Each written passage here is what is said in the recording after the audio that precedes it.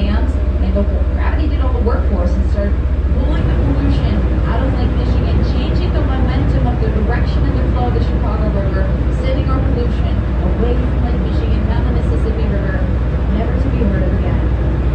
And they all lived happily until the next day of the U.S. Supreme Court.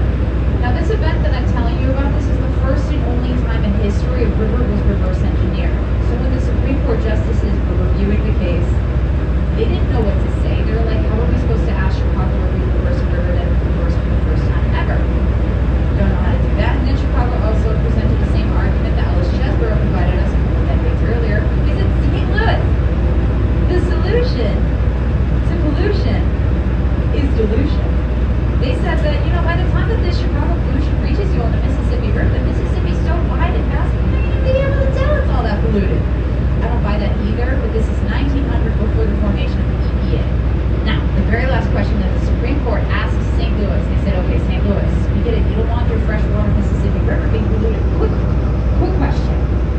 What does your city do to deal with all of your city's industrial waste and pollution? And St. Louis responds, they're like, they said, well, it's simple. We just take all of our industrial waste and pollution and then we put it in the Mississippi River. So they were already polluting the Mississippi, so we won that case. We weren't done being sued. The very last chapter of that long river reversal story is why we are here right now. Not here on Earth, but here in this area of the Chicago